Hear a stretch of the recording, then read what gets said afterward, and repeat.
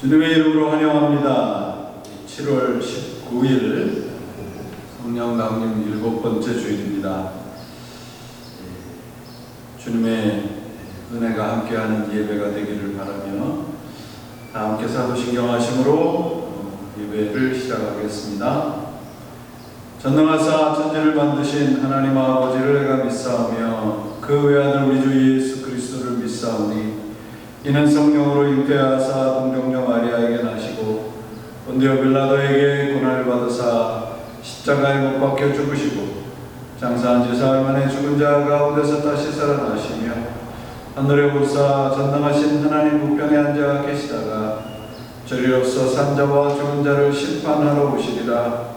성령을 믿사오며 거룩한 공예와 성도가 서로 교통하는 것과 죄를 사하여 주시는 것과 몸이 다시 사는 것과 영원히 사는 것을 믿사옵나이다.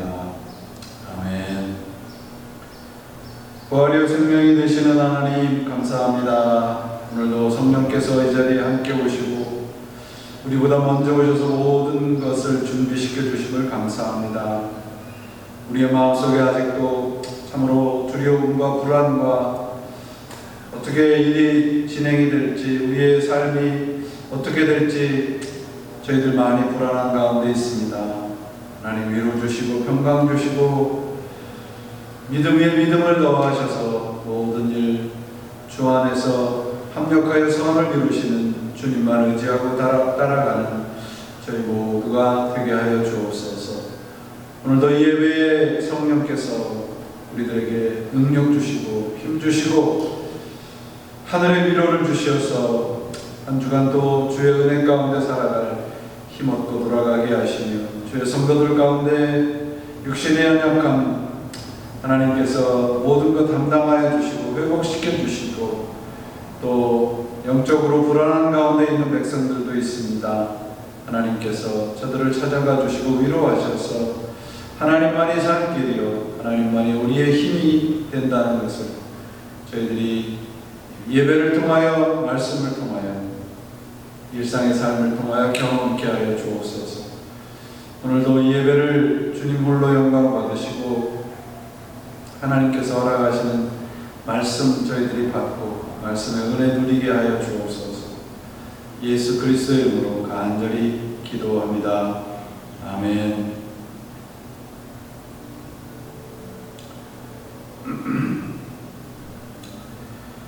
스턴즈라는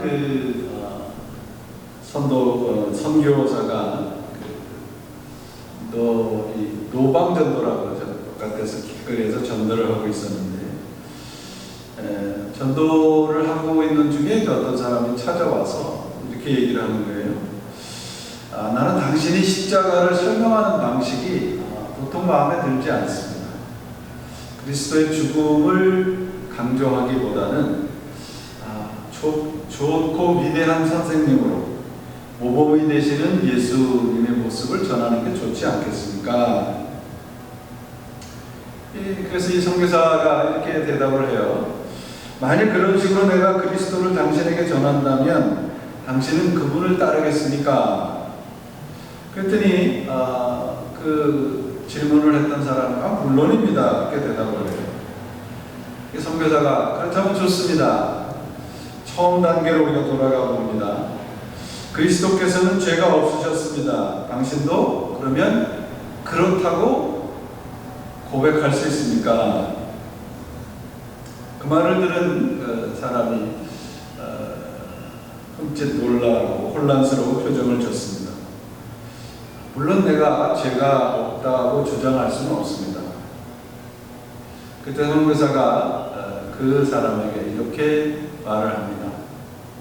그렇다면 당신에게 지금 필요한 것은 롤 모델과 같은 예수가 아니라 당신의 죄를 위해서 죽으신 구세주입니다. 내가 믿는 신을 하나의 롤 모델로 삼고 좋은 선생으로 삼고 따라가겠다는 태도가 자력 종교의 모습입니다. 내 능력으로, 내 노력으로, 내 공덕으로 신처럼 되겠다는 것이 이제 자력 종교의 모습이지요. 기독교를 우리가 타력 종교라고 합니다. 그렇다면 타력 종교라고 하는 기독교의 그 자력 종교와의 다른 점은 무엇인가 하는 것을 우리가 먼저 살펴볼 필요가 있습니다. 타력 종교라는 것은 내가 아닌 다른 종교를 믿겠다는 말입니다. 우리가 흔히 이제 불교를 자력 종교라고 말을 하죠. 스스로의 그 공덕을 쌓고 스스로 노력으로 부처가 되겠다는 말입니다. 이게 부처라는 말은 내 안에 있는 가능성입니다. 엄밀히 말하면 불교는 부처를 믿는 게 아니라 내 안에 있는 나 자신의 가능성을 믿는 것입니다. 좋은 선생으로 담고 싶은 삶의 모델로 부처가 될 수는 있으나 신이 될 수는 없습니다. 부처에게 공덕을 쌓으면 그 부처님이 도와서 모든 것이 이 세상에서 순조로울 것이다 라고 가르치는 오늘날의 불교는 무속 종교와 결탁한 가짜일 수 있습니다. 왜냐하면 불교에는 신이 존재하지 않기 때문이에요. 타력 종교라고 그러면 우리가 좀 오해하는 분들이 계세요. 내가 아무것도 하지 않아도 되고 하나님이 다 해주신다. 내가 할 수 없는 일을 하나님이 나를 통해서 역사하시는 것을 믿는 것이 올바른 믿음입니다. 내가 아닌 다른 종교를 믿는 것이죠. 우리는 이분을 하나님이라고 부르고 믿습니다. 은혜라는 것은 하나님이 나를 위해서 일하는 것이라는 말씀을 드렸죠. 정확히 말하면 나를 위하고 나를 통해서 역사하시는 것이 하나님의 은혜입니다. 그러므로 은혜를 받은 사람은 이전과는 다른 변화된 삶을 살아가게 되는 것이죠. 우리가 흔히 이제 교인들을 성도라고 그러죠. 말뜻 그대로 거룩한 물이라는 겁니다. 이 성도라는 것은 이 거룩할 성자 때문에 어떤 도덕적으로 완전 무결하다 그렇게 생각을 하는 분들이 있습니다. 그런데 성경에서 말하는 성도라는 것은 내가 죄인이었는데 하나님의 은혜로 예수 그리스도를 믿음으로 해서 구원을 받았다. 구원을 받은 사람들을 말하죠.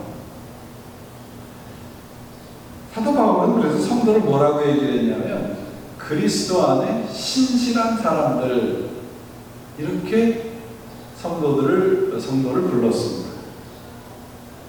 나의 가능성을 버리고 그리스도 안에서 신실하게 사는 사람이 예수를 믿는 사람, 곧 성도라는 말이겠죠.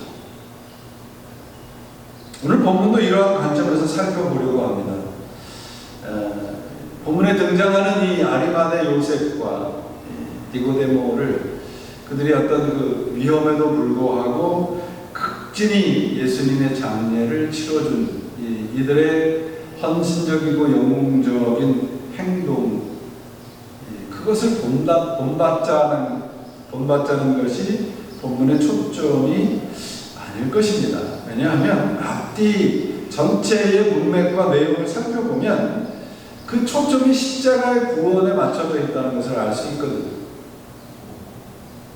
사복음서를 오늘의 내용에 있는 그것을 사복음서 전체를 종합해서 대조해서 보면 예수님께서 이제 십자가에서 숨을 거두신 후에 이방인과 유대인이 등장을 합니다. 그 이방인은 그 로마의 백부장이에요. 그가 마가복음에서 이 사람은 진실로 하나님의 아들이었다는 고백을 합니다. 예수님의 그 죽음, 십자가의 죽음을 보고 이방인이 이렇게 반응을 하고 있는데 같은 죽음을 보고 다른 사람들은 조롱을 하고 있는 것을 볼 수 있지요. 그 다음에 등장하는 사람이 이제 아리마대 요셉과 우리 본문에 있는 아리마대 요셉과 니고데모입니다. 아리마대 요셉은 예수를 믿는 것이 들킬까봐 겁나서 숨기던 사람입니다. 니고데모도 역시 요한복음 3장에 보면 사람들의 눈을 피해서 밤에 예수님을 찾아왔던 인물입니다. 그러니까 믿음이 그렇게 아직까지 온전하지 않았던 사람들로 보여지죠. 근데 이렇게 그 자신의 그 신앙을 숨겼던 사람들이 드러내놓고 지금 예수님의 장례를 치르고 있다는 것이죠. 어떻게 이런 일이 벌어졌는가? 그게 바로 이제 십자가의 은혜고 능력이라는 것이죠. 말씀드렸듯이 예수님의 장례를 지금 아리마대 사람 요셉과 니고데모가 치르고 있는 내용이 오늘 본문인데요.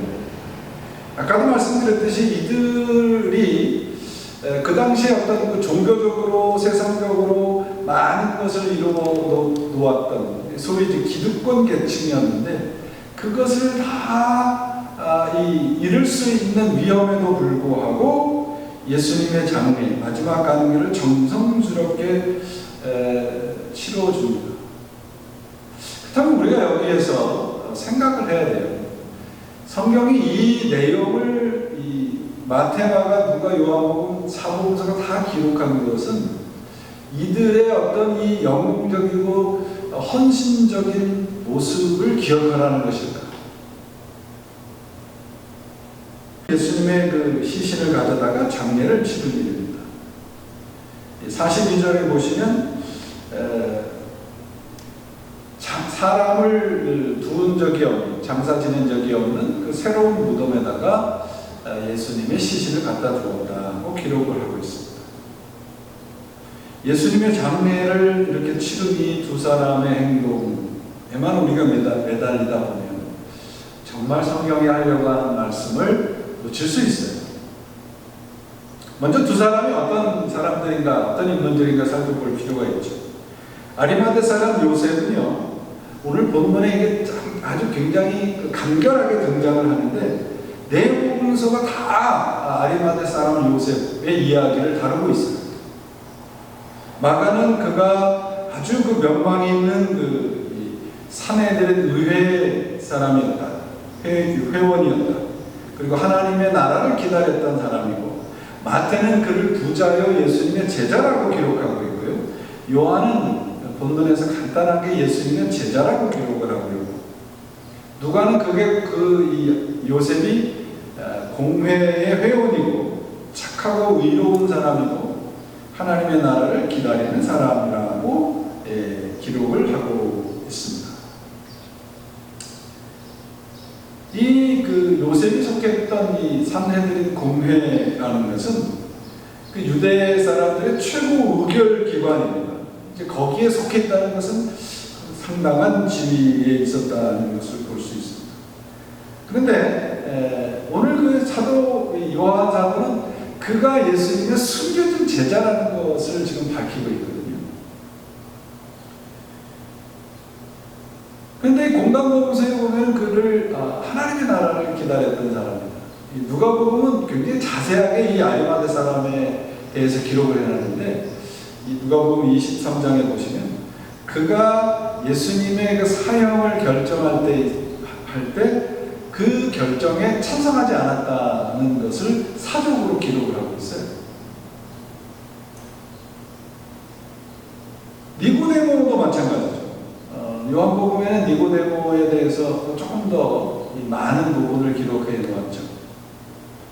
그도 역시 예수님을 밤에 찾아왔던 인물인데 요한복음 7장에 보면은 그도 이 아리마대 사람 요셉처럼 그 예수님에 대한 그 음모에 대해서 대항하는 장면이 요한복음 10장에 기록을 하고 있습니다.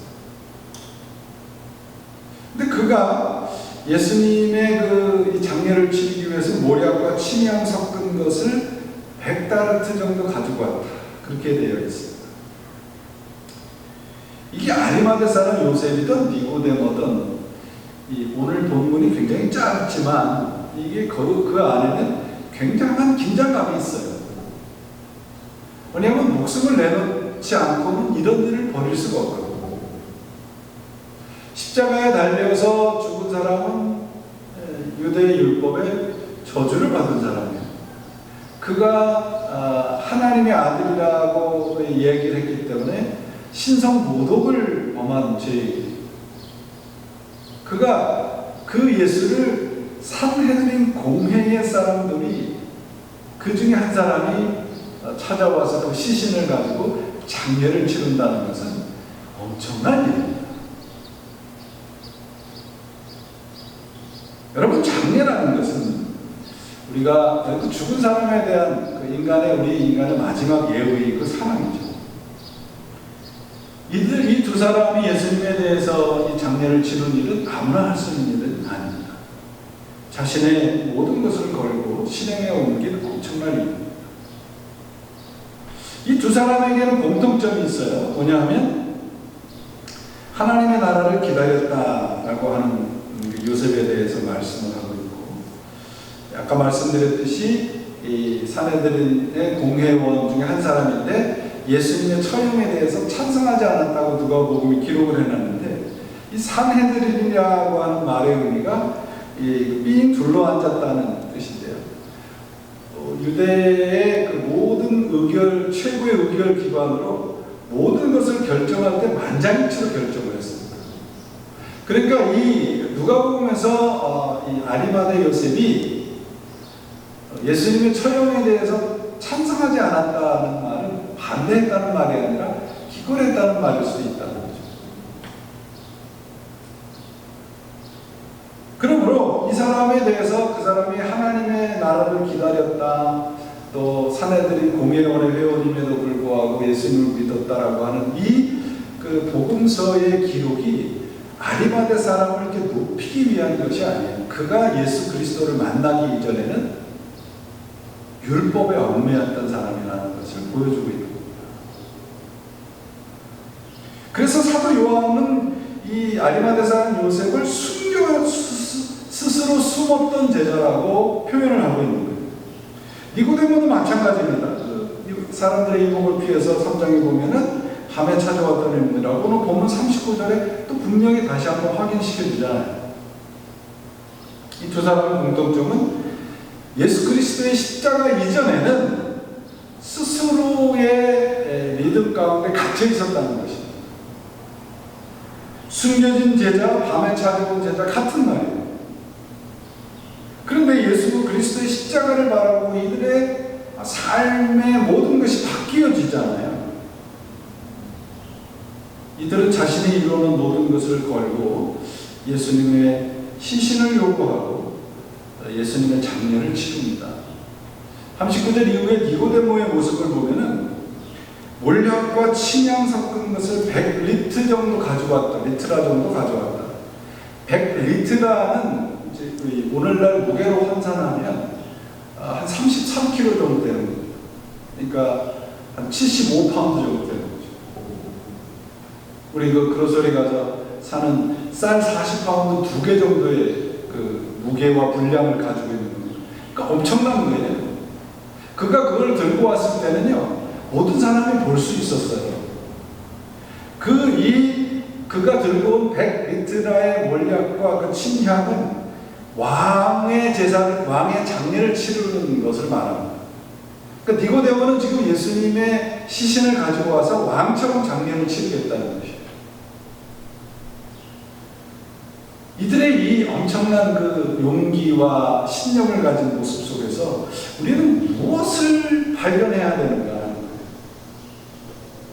아무도 나서지 않은 상황에서 자신의 신앙을 숨겼던 두 사람이 스스로 정체를 드러내면서까지 예수님의 장례를 치르는 것은 참으로 아름다운 일입니다. 아무나 할 수 있는 일은 아닐 거예요. 그래서 아마 복음서 4개의 복음서가 다 이들의 이들의 모습을 기록해 놓은 것일지도 모릅니다. 그런데 우리는요, 이 두 사람의 모습을 통해서 십자가에 비추어서 봐야 됩니다. 모습을. 첫째는 뭐냐 하면 십자가에서 돌아가신 예수 그리스도, 우리의 구세주, 그 예수님의 십자가를 통해서 우리는 영원한 생명을 얻었습니다. 그러므로 영원한 생명을 얻은 우리는 이 아리마대 사람 요셉과 니고데모처럼 변화된 삶을 살아야 합니다. 이런 메시지가 가능합니다. 그런데 지금 요한복음 19장에서 우리가 지금까지 살펴봤던 내용이 무언가요? 우리가 죄인이라는 것이고 예수님의 옆구리를 찔렀던 장본인이라는 것이고 그 애통함과 회개함을 통해서 우리가 영원한 생명을 얻을 그러한 가능성을 예수 안에서 발견한 것이죠. 영원한 생명을 얻을 수 있는 길은 그럼 무엇인가? 예수님이 우리의 죄를 위해서 죽는 길이라는 것을 우리가 확인하고 있지 않아요? 본문에서 우리는 이러한 관점에서 본문을 살펴봐야 됩니다. 아리마대 사람 요셉과 니고데모가 이전과는 전혀 다르게 변화됐다는 것은 분명해 보입니다. 그들이 예수 그리스도의 십자가를 통해서 진정한 메시아를 구세주이신 그리스도 예수님을 만났다는 것이 분명해 보여요. 본문의 이들의 행동이 그 증거잖아요. 그런데 이들이 지금 목숨을 걸고 하는 일이 무엇인가 하면 예수님의 장례를 치르는 겁니다. 죽은 예수님의 시신을 가져다가 장례를 치르는 일이에요. 이 사실을 왜 제가 지금 강조를 하는가? 성경을 들여다보세요. 그러면 예수 그리스도의 십자가, 영원한 생명을 위해서 우리가 할 수 있는 일은 아무것도 없다는 것이에요. 왜냐하면 우리가 할 수 있는 일은 죽은 예수의 시신을 가져다가 장례를 정성껏 치른 일뿐이에요. 인간의 영적인 무능력을 지금 발견할 수 있는 대목입니다. 그런데 하나님은 어떻습니까? 그 장례를 치른 예수, 확실하게 죽은 예수님을 하나님은 살리신단 말이죠. 그리고 우리도 우리가 그분 안에 있을 때 그리스도 안에 있는, 하나님 안에 있는 영원한 생명을 주시는 분이 우리 하나님이십니다. 우리가 믿는 것이 그거잖아요. 믿고 이 두 사람처럼 변화된 삶을 사는 것이 가능하다는 것입니다. 다시 말씀을 드리면 무슨 말씀인가 하면 우리가 하고 있는 그 어떠한 선행으로도 죽은 예수를 살릴 수가 없어요. 우리가 할 수 있는 일은 죽은 예수 그리스도의 시신을 가지고 장례를 치르는 것입니다. 거기까지예요. 우리의 그 어떤 노력으로도 우리는 영원한 생명에 참여할 수 없어요. 그래서 포기해야 하는 겁니다. 우리도 그분과 함께 죽어야 하는 겁니다. 그러면 하나님께서 우리를 다시 살리십니다. 이 두 사람이 우리들에게 가르치려고 하는 메시지가 무엇입니까? 자신의 기득권을 내려놓는 자리가 십자가의 자리라는 거예요. 그러면 그들이 죽은 시신을 가지고 장례를 치렀지만 하나님은 그분을 들으셔서 부활시키고 다시 살리신다는 것이에요.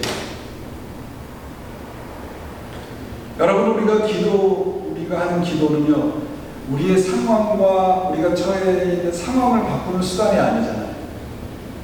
기도는 나를 변화시키는 능력입니다. 그러므로 우리가 기도할 때 우리 자신이 장례를 치르는 것으로 끝나는 분이 아니고요, 다시 살리시는 분이라는 말이에요. 두 번째로 여러분, 우리의 신앙과 삶이 죽은 예수의 장례를 치르는 것 같은 그런 일로 마무리되어서는 안 됩니다. 그렇게 되면 여러분, 예수 그리스도는 사라지고 인간의 열심과 공로만 남아요. 그런 신앙이 돼서는 안 된다는 거예요. 여러분 생각해 보세요. 오늘 아리마대 사람 요셉과 니고데모의 이 정말 엄청난 그들이 한 일로 복음서 끝난다고 생각을 해보세요. 요한복음 19장으로 끝나요. 아무도 한 번도 장례를 치르지 않은 그 무덤에 예수님의 시신을 두었다. 그러면 남는 게 무엇입니까? 그러면 이 아리마대 사람 요셉과 니고데모가 한 이 영적인 일, 헌신적인 일, 인간의 공로만 남아요.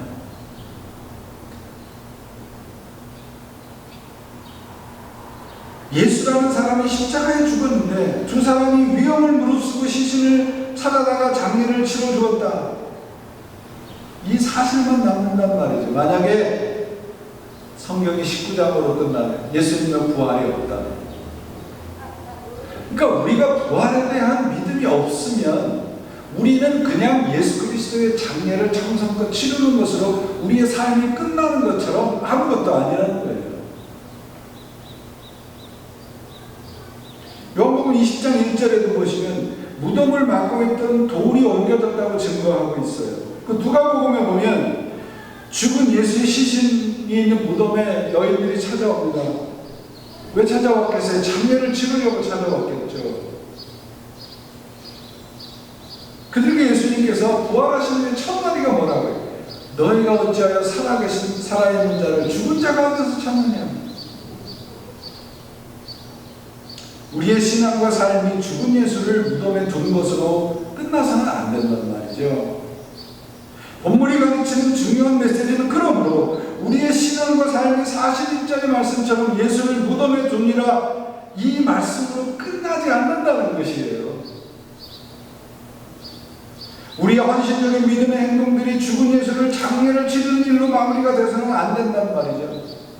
우리가 주님 앞에 헌신하고 충성하는 이유는 뭐예요? 부활이에요.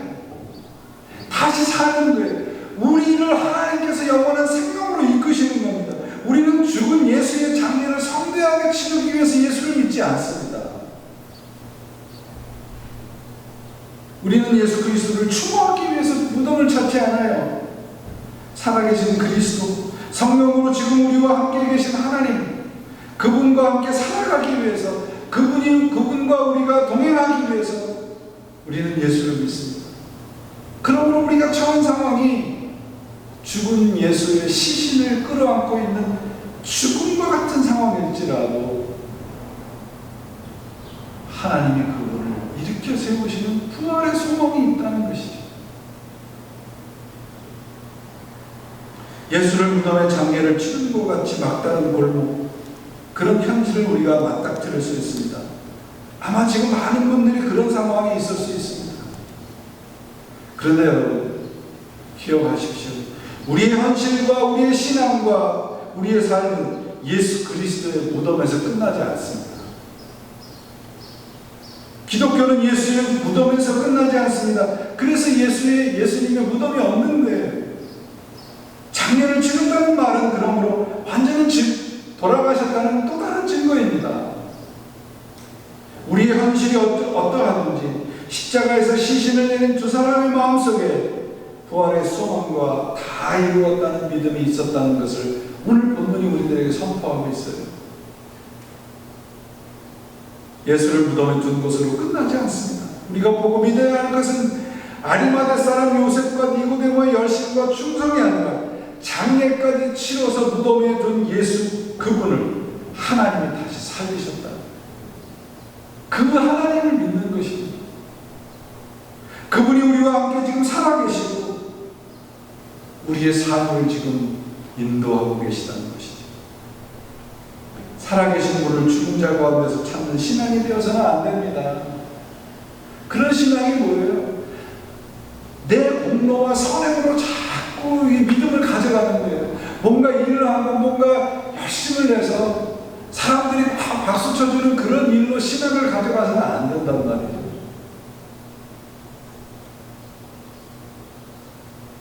오늘 본문의 말씀은 예수님을 장례한 최선의 봉사로도 들어갈 수 없어요. 생명의 나라가.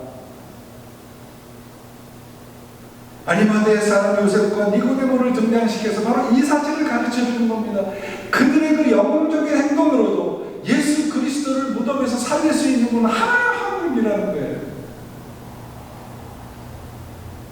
우리의 행위나 공덕으로는 영원한 생명을 얻을 수 없습니다. 니고데모 아리마대의 사람 요셉과 같은 신실한 행위를 우리가 본받을 수 있습니다.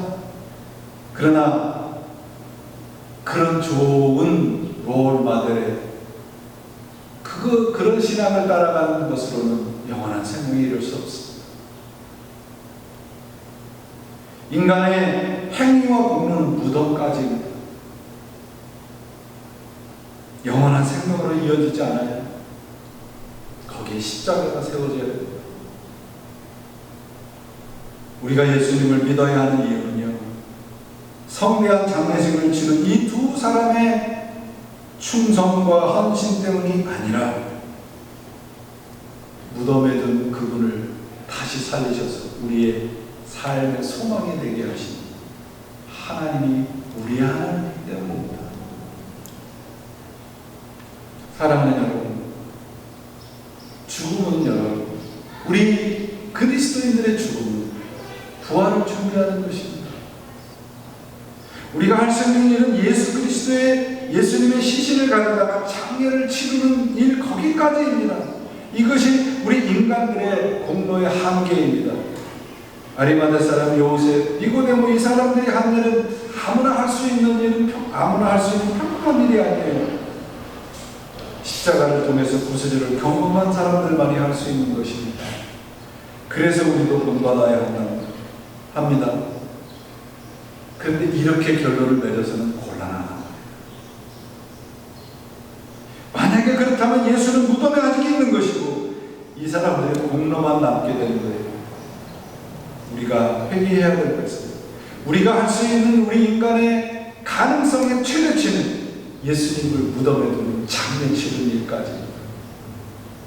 그 어떤 상황에서도 우리의 공로가 인정받고 칭찬받아서는 안 돼요. 우리가 믿는 예수님은 무덤에 계신 분이 아닙니다. 그 무덤문이 열리고 다시 살아나신, 부활하신 예수 그리스도를 우리는 믿는 줄 믿습니다. 이런 믿음으로 살아가면 우리가 만나는 수많은 죽음과 같은 처절한 현실 속에서도 우리는 견딜 수 있습니다. 왜냐하면 우리 하나님은 우리를 무덤에 그냥 내어버려 두시지 않는 분이시기 때문에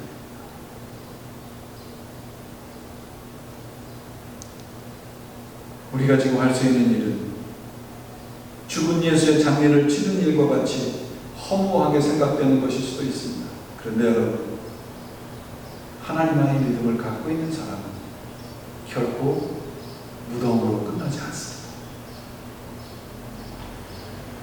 우리의 현실이 장례를 치른 것 같은 현실이라도 그 장례로만 끝나지 않는 부활의 소망이 있는 것임을 믿으시기 바랍니다. 장례를 치르는 신앙이 아니라 부활을 준비하는 신앙으로 우리의 신앙을 다시 확인해야 합니다. 부활을 준비하는 신앙이 무엇이겠습니까? 내가 그분과 함께 죽는 겁니다. 애통하며 내가 예수를 찌른 장본이라고 하는 그 애통함이 내 안에서 다시 살아나는, 바로 그 자리에서 부활의 놀라운 역사가 시작될 줄 믿습니다. 우리의 장례의 자리가 부활의 자리입니다. 우리가 그분과 함께 살아가고 있다면 말입니다. 우리 모두의 가능성을 내려놓으면 하나님의 가능성으로 살게 됩니다. 그게 부활입니다. 예수님을 죽은 시체와 같은 분으로 알고 살아가는 사람은 이 세상이 보이는 대로, 느끼는 대로 살아가게 됩니다. 그래서 조그만 어려움이 있으면 자꾸 우리가 실망하고 좌절하게 되는 겁니다. 그렇지 않습니다. 우리는 부활하신 예수님의 그 눈으로 세상을 바라보고 믿고 살아가는 부활의 사람들입니다. 오늘의 설교의 본문을 저는 그래서 찬송가 71장 살아계신 하나님이라는 찬송가에 좀 아쉬운 것이 있어요. 거기 영어 가사가 참 오늘 제가 말씀드린 이 설교의 내용과 부합되는데 그 후렴이 그렇게 되죠. 우리 잘 알아요. Because He lived, I can face tomorrow. 예수님이 살아계시기에 나는 불안한 내일을 맞이할 수 있고, Because He lives, all fear is gone. 그분이 살아계시기에 우리의 모든 두려움이 사라집니다. Because I know He holds the future and the life is worth to live in, just because He lives. 그가 내 앞날을 붙들고 계시는 것과 또 내 삶에 살아갈 의미가 있다는 것을 내가 알고 살아가는 것은 오로지 그분이 내 안에 살아가시기 때문입니다. Because He lives. 우리는 예수님을 무덤에서 찾지 않습니다. 오늘 우리의 현실이 어떻습니까? 어떤 상황일지라도 예수님은 그곳에서 우리를 이렇게 세우셨습니다. 결국 부활의 자리에 당신과 함께 세워주실 분이십니다. 힘들고 어려우시더라도 부활하신 예수님을 붙잡으시고 부활하신 그분과 함께 이겨가셔서 결국은 무덤이 아니라 부활한 그 자리에서 우리 다 함께 만나는 것을 믿으시고 이 힘들고 어려운 시간을 이겨가시는 하나님의 자녀들이 되시길 드립니다. 기도하시겠습니다. 하나님 아버지 감사합니다. 이 시간도 하나님께서 우리들에게 부활의 소망과 믿음을 주신 것 감사합니다. 우리의 공로와 우리의 가능성은 다 감춰주시고 부활의 가능성만 믿고 따라가는 당신의 자녀들로 만들어 주옵소서. 힘이 들고 어렵습니다. 하나님, 내일이 없는 것 같습니다. 그래도 당신이 살아계시기에 오늘도 우리는 하나님과 함께하는 내일을 소망하며 살아가게 됩니다. 이러한 믿음과 소망으로 이겨가는 당신의 자녀들로 만들어 주옵소서. 예수 그리스도의 이름으로 간절히 기도합니다.